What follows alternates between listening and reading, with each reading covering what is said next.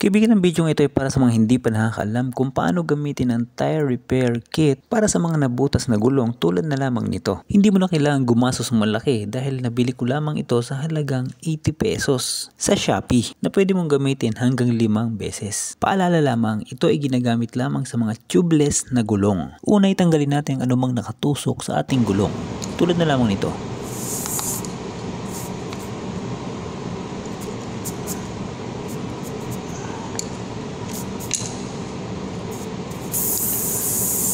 Kasunod nito ay gamitin natin ang reamer para malinisan ang butas. Gamitin ito hanggang sa maging smooth ang pagtusok at ang paghila nito sa gulong.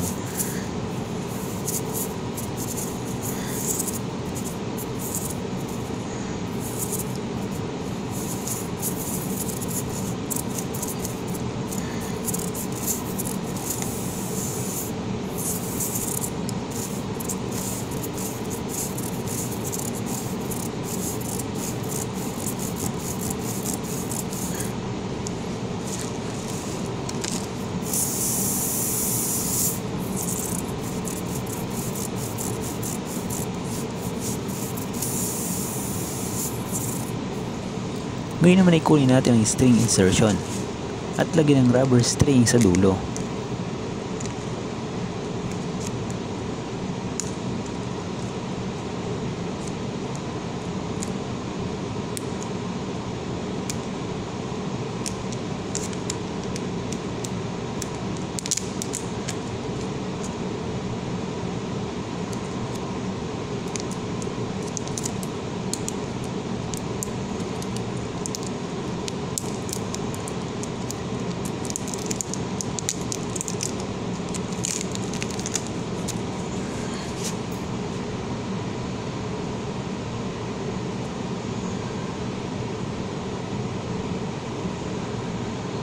Siguraduhin nasa gitna ang rubber string at lagyan mo ito ng glue na kasama sa package na bibili mo na tire repair kit. Kung wala naman tulad nito, okay lang naman. Try and tested ko naman na okay naman siya. Pagkatapos ay itusok mo ito sa butas ng gulong.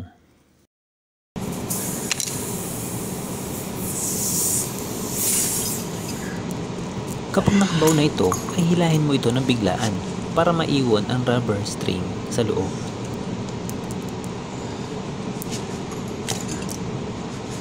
At yun naman ay putulin mo yung sumusobra na rubber string kapantay ng gulong.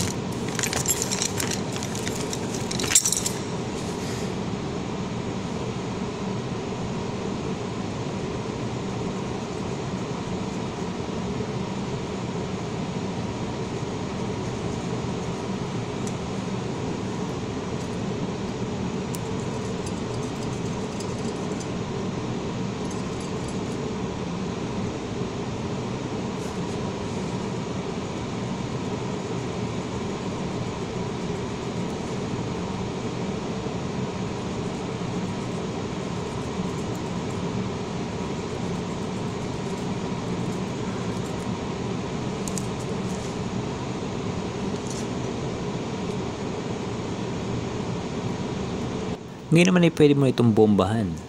Pwede mo dalhin sa mga malapit na gas station para malagyan ito ng hangin. Kung meron ka naman ng maliit na pangbomba tulad na lamang nitong gagamitin ko, ay mas maganda.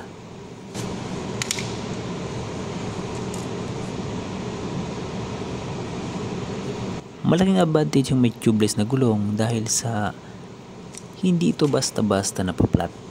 Kahit nakatusok na yung pako, kahit magtatlong araw hanggang 1 linggo, ay hindi basta-basta nauubusan ng hangin ang iyong gulong na pwede mo pa rin gamitin.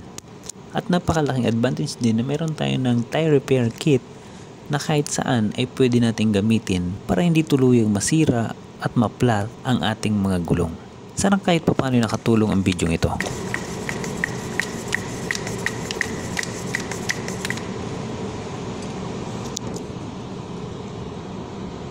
Maraming salamat sa panonood, kaibigan. Kung nagustuhan mo tong video na to, kung maaari ay paki-subscribe naman, paki-like, at paki-ring na rin ang notification bell para updated ka sa mga susunod ko pang videos.